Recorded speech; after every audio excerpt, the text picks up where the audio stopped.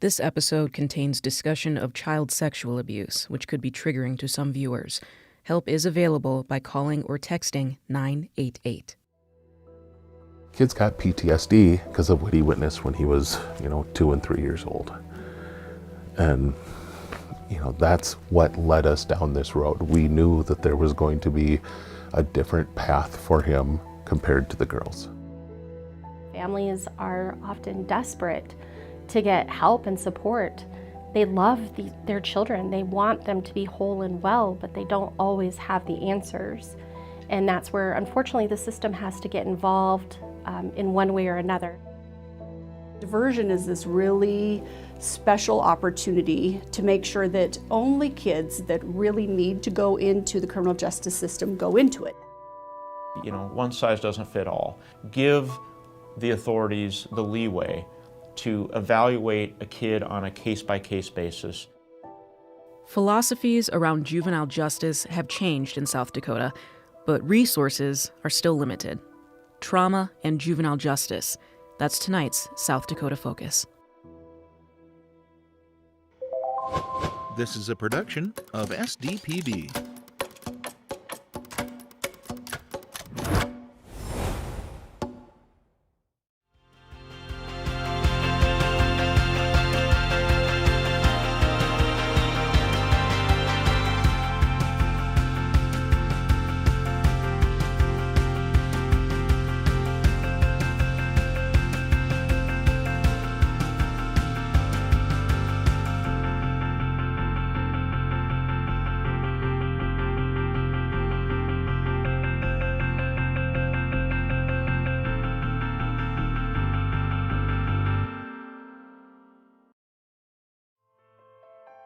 We've spent this season learning about childcare, preschool, and teacher shortages.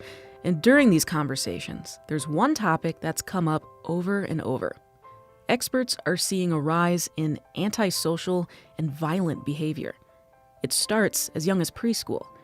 Nicole Weiss with the Rapid City YMCA says they've had to start kicking kids out of their program. In the last 2 years, we've decided that we have to be a little bit more aggressive with it because we're burning our staff out. This is from being attacked yesterday. It wasn't always like this. 5 years ago, we had 2 or 3 kids in the classroom with some hard behaviors. And by hard behaviors, like ones that we could still work through. We might have one that we're making a referral to. I'm not exaggerating saying we have 6 to 7 hard behaviors in every classroom right now. And by hard behaviors, I'm saying like throwing chairs, like attacking teachers, running out of the classroom. Those behaviors are contributing to staff burnout for K-12 teachers as well. That's according to the South Dakota Education Association's Sandra Waltman. I think sometimes there is this perception that behavioral issues are at the middle school and high school level. But we're seeing, kids have outbursts starting, kindergarten, first, second grade. And really it comes down to, families and communities needing more mental health support. Sioux Falls high school teacher Gina Benz sees the shift too. I know at the lower levels, more and more students are throwing tantrums or showing some very anti-community, antisocial behaviors that can be very disruptive to other students' learning, that can be alarming to teachers. In the Pennington County State's Attorney's Office, Juvenile Diversion Director Kim Morshing connects the more recent rise in behavior issues to the lingering impact of the pandemic. We are seeing more young people getting in trouble for fighting at school, things like that. But we've seen this for a couple of years now. I see a lot, since COVID, I see a lot of things that I would call dysregulation. An inability to interact with a fellow human being, an inability to work, to regulate yourself in a situation that feels like it's getting out of hand for you. A lot of anxiety, depression, things like that. We learned in our previous episode on child trauma that childhood hardships can impact how the brain develops, and the COVID-19 pandemic presented challenges for kids of all ages and backgrounds. Amy Elliott with the Avera Research Institute explains. COVID, wow, that turned a lot of things on its head, didn't it? Now that we're able to kind of look back and see some of the pros and cons of different mitigation strategies, that at the time everybody was just doing the best we could to make those recommendations, but it did have an impact on kids and socialization and on families and on the stress, and we're seeing that in a few of our studies as well. So we're seeing an increase, for example, in mood disorders, especially amongst adolescents, and then behavioral outbursts and things like that in the younger kids as well. But recent studies are also showing a kid's home life made a difference in how they weathered school closures and other pandemic-related issues. In fact, we've even heard from some families that it brought them closer together in some ways. And what we found through that study is the families really do matter. And the structure and environment they were able to provide at that point in time really did help create some resiliency and even some positive growth development during a very, very trying time. That being said, though, not all families are able to do that from socioeconomic status, from other family members available. So there is a lot of challenges that I think we're going to continue to see for the next couple of years. The State of South Dakota Children's Well-Being Report, released last fall, includes data on dozens of metrics related to young people. One survey asked parents of children ages 3 to 17 if a health or education professional told them their child had a behavioral problem. In 2020, a little more than 6% of South Dakota respondents said yes. By 2021, that number went up to nearly 9%, a touch above the national rate. It'll take time to see if that upward tick remains consistent in the post-pandemic years. We can't blame all the recent juvenile misbehavior on the pandemic, but it is a factor we can all relate to. There are a lot of things that can impact a kid's mental health and the decisions they make. Understanding the range of those traumas can help us know how to respond and how to build better support systems for those kids and their families. I met one of those families in Huron. Ben Chase is a reporter for the Huron Plainsman. Marie, his wife, runs a childcare business out of their home. They knew early on they wanted to be foster parents and eventually adopt. They adopted 4 children from foster care, and 3 are biological siblings. 10-year-old Brooklyn is a bit shy, but 9-year-old Zaylee and her 11-year-old sister December are a little more comfortable in front of the camera. Take our autographs. You could say you knew me before I was famous. You knew me. I could say that to Miss McWhorter, my teacher. Yeah? You knew me before I was famous. The Chases also adopted the girl's older brother. He's 12 and now attends a residential treatment program out of town. We're going to call him L to protect his privacy. The girls talk about what they like to do at school and their memories of being in foster care. Do you remember when you first came to this house? I'm pretty sure I was like 3.5. 2.5. Oh yes, you were little. Yeah. I don't know, she can speak for herself. She has a mouth for a reason. Well, I don't even know what I remember from being like 2 years old. I do. I remember I was inside a house with a brother and not even a sister yet, so I'm sorry. You weren't born. I know.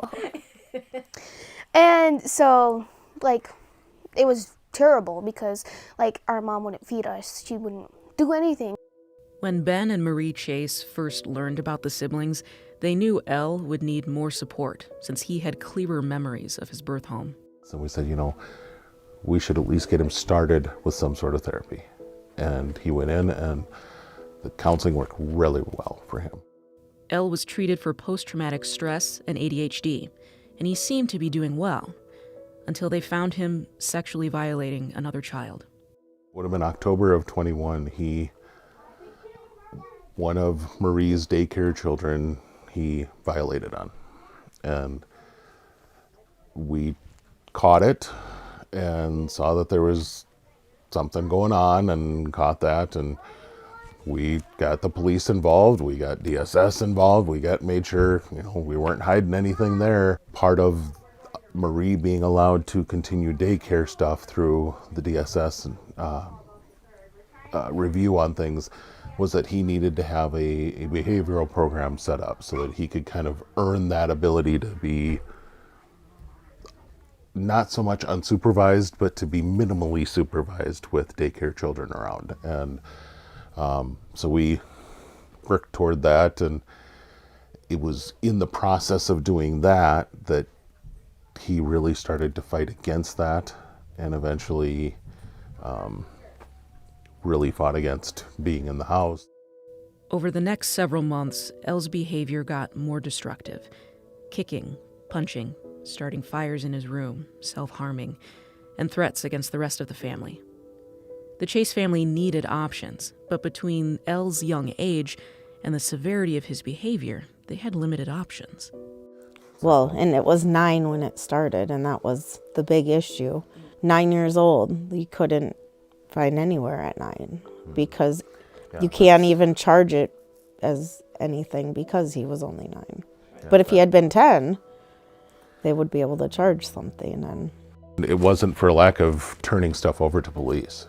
I mean, when he wanted to burn the house down, we turned that into police. When, the police were involved when he was committed 3 different times as a danger to himself or others. And police were involved with either transport there or transport from our house to the hospital so he could be checked out. Even if we would have had him in the system, he was too young to have been out at, we have our home just a few miles away from us here. But he wouldn't, and with the sexual history background, that would have been an appropriate placement, but they don't start until 12. Other organizations either refused to work with Elle because of his aggression or because of his previous sexual behavior.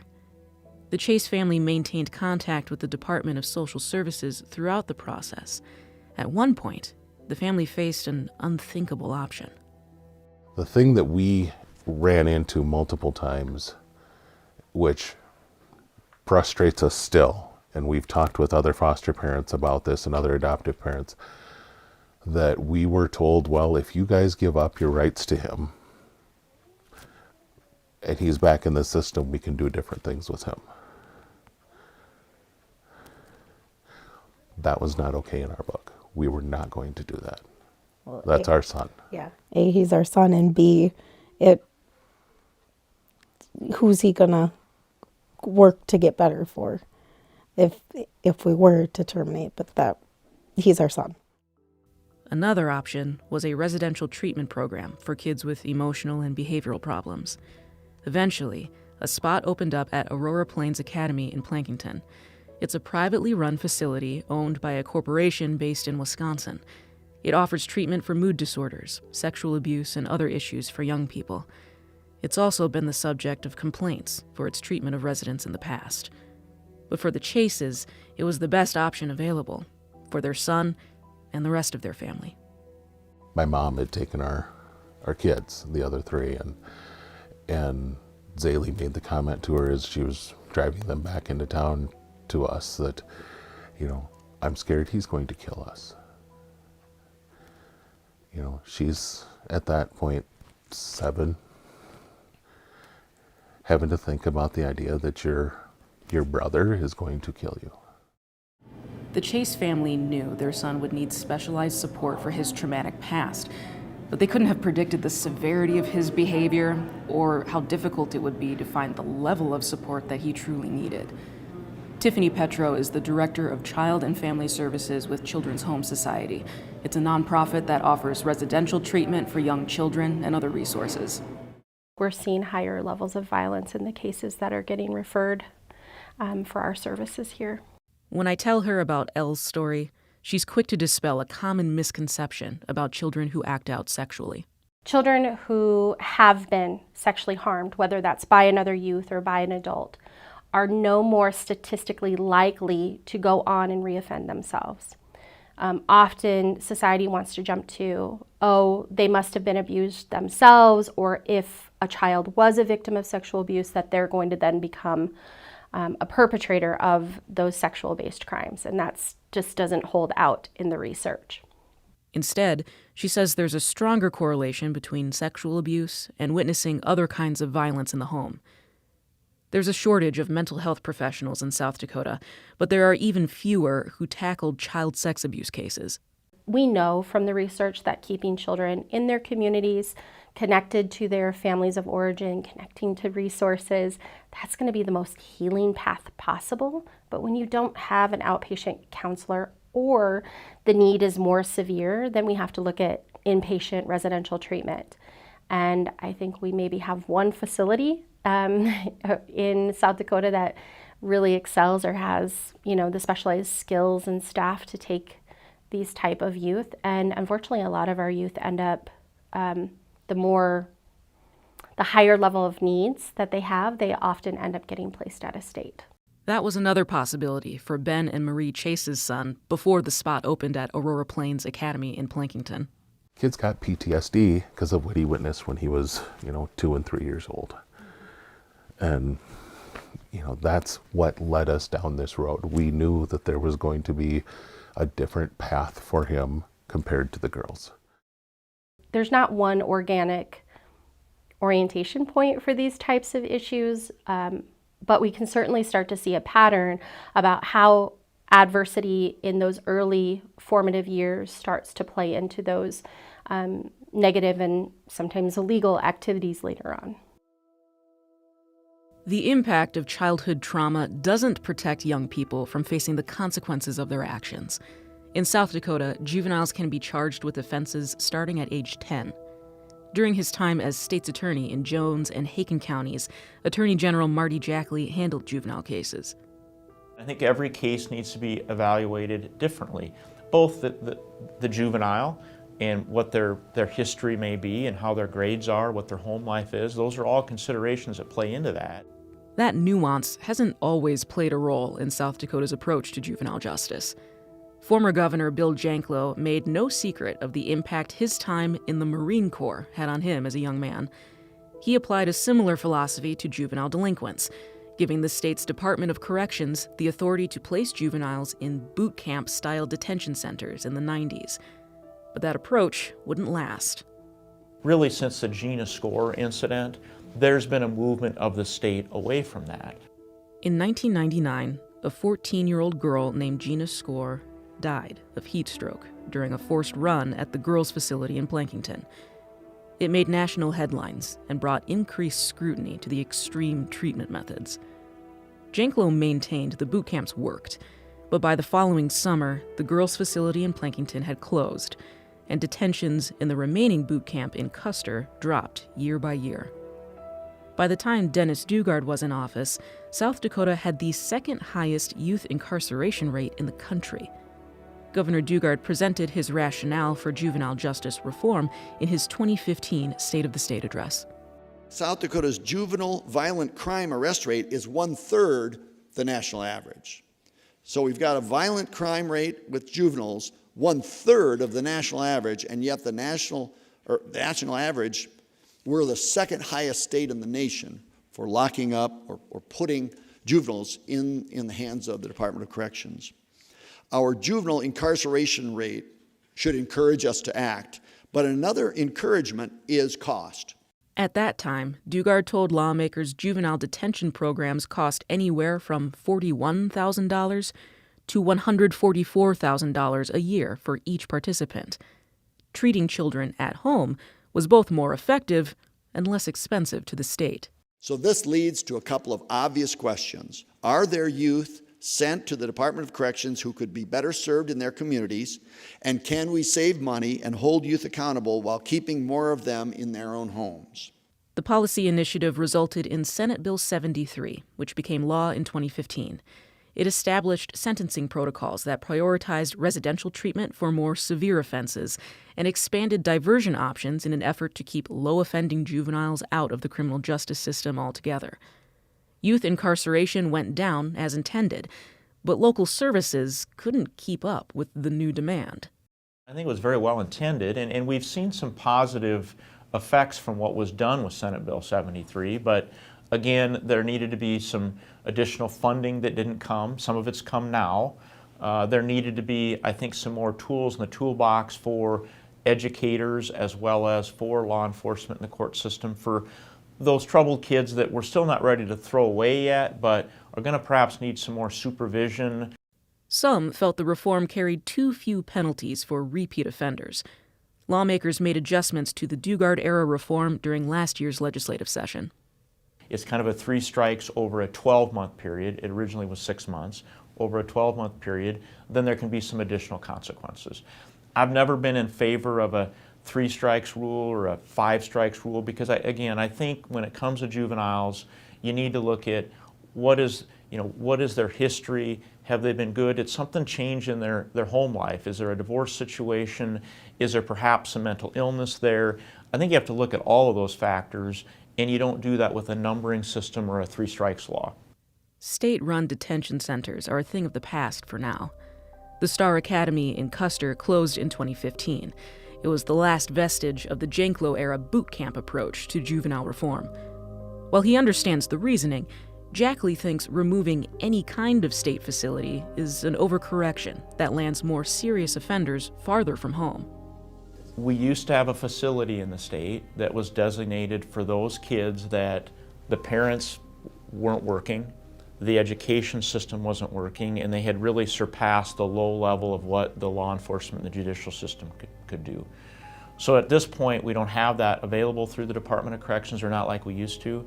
We oftentimes have to resort to out-of-state, which has gotten extremely costly. There have been different private organizations that have even talked to me as Attorney General. The problem with that is a private organization doesn't have sovereign immunity or liability protections that the state has. And there's just some programs because of that the state needs to run.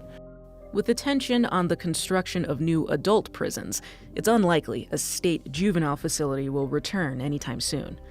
Instead, the Noem administration presented a funding increase for early intervention diversion services during this year's legislative session. Christy Bunkers, the director of juvenile services within the State Department of Corrections, testified in favor of increased reimbursement to counties for each successful youth diversion. She told lawmakers more than 12,000 young people have avoided entering the formal justice system for low-level alcohol, drug, and truancy offenses in the 8 years her department has offered reimbursements.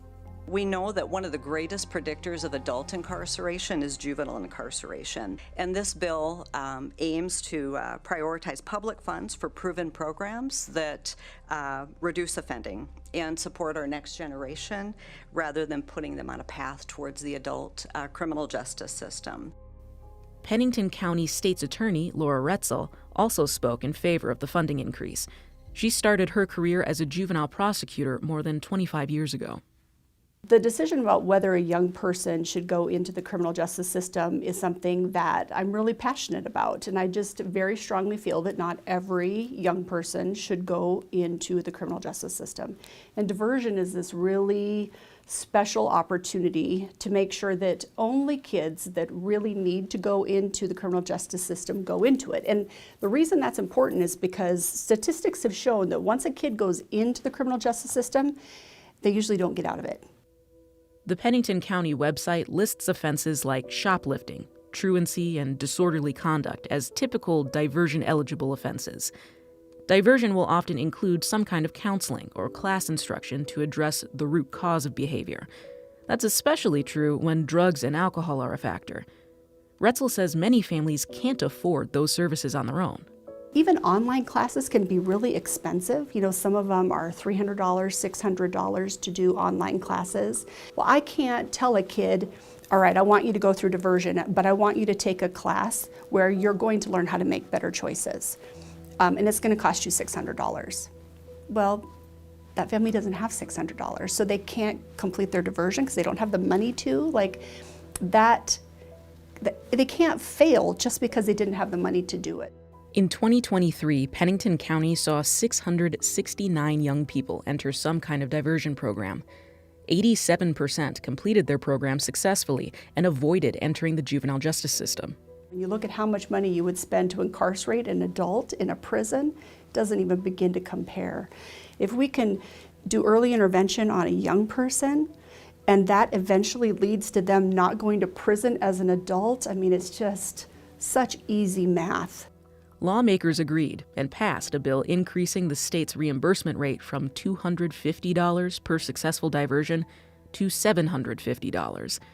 Based on last year's numbers, in Pennington County, that's a bump from $145,000 to more than $430,000. Attorney General Marty Jackley says it's a step in the right direction. So there was a significant increase of funding that was needed really early on in that program, and it didn't come. So that's a really good thing. But in rural parts of the state, counties might see a handful of diversion cases a year instead of hundreds. It's hard to run a robust diversion program on a few $1,000s. Rapid City has invested in a juvenile diversion program that's very significant. Some of our smaller counties simply don't have those resources, and so you treat those different cases differently. Other diversion programs are supported by grant funding and community partnerships. One example is the Just Us Mural Project, or JUMP program in Rapid City. Late last year, the Pennington County State's Attorney's Office was one of 5 programs in the country to receive a $50,000 grant from the U.S. Department of Justice. The grant supports art programming for at-risk youth.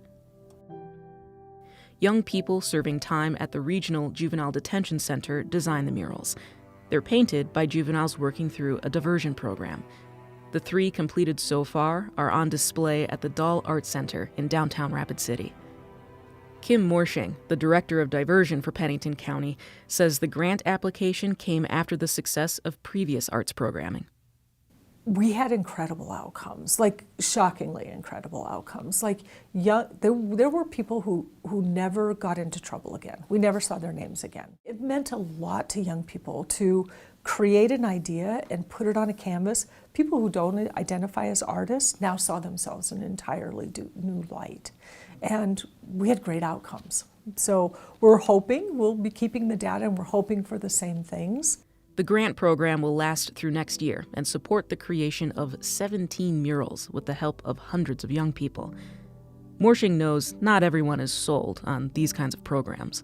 Some of those more unusual ways, people have a hard time understanding how successful they are because they think that it's we're rewarding young people for their poor behavior, and it's not true. It's a different way to reach each unique individual. Morshing sees the increase in difficult behaviors we mentioned at the top of the program as examples of young people who need help managing their impulses and emotions. But I think it's really important to remember that they're children and they're kids, and we can think all of the things that we wanted, that are bad kids or that they're violent kids, all of that. But they have an immature brain and they're kids and they're making whatever decisions that they can. They've arrived at this date 100% alive. It might not be the tools we want them to use, but until they have a new tool, they're not going to use it. Children act out for different reasons. Tiffany Petro with the Children's Home Society says childhood adversity can impact young people's behavior. How we respond truly does matter, because if we're talking about disruption of intergenerational cycles of adversity, if we're talking about creating change for the next generation, we have to think about how do we respond to this child in front of us right now to make sure that A, they get the help they need, and B, that no other children are at risk of further experiencing these types of harm. But helping kids both before and after they break the law is complicated. Attorney General Marty Jackley says there is no one-size-fits-all approach. What we ought to do is give the financial resources that the state saved, put it back into the communities, into the diversion programs, spend less effort on gathering statistics and more effort on the streets, boots on the ground, helping kids. And success looks a little different for everyone. The Chase family hopes their son can adjust smoothly to life back at home when he's released from his residential treatment. We're hoping he's able to be home for a little bit before he then starts into the school year this coming fall. They also hope to keep him engaged in counseling, as long as they can find it. Successful diversion programs can mean a child never encounters the system again. Kim Morshing with the Pennington County State's Attorney's Office says she may not learn what happens to kids who complete diversion until years later. Because if they never come back, there's no reason to follow, we have no reason to know about them. But it's when life begins to happen, when they're growing up, that they're like, hey, I just wanted to let you know that that meant a lot to me. The success story is that life goes on for them. Yes. Yes, that's success, right? It's just that they don't enter into the adult criminal justice system.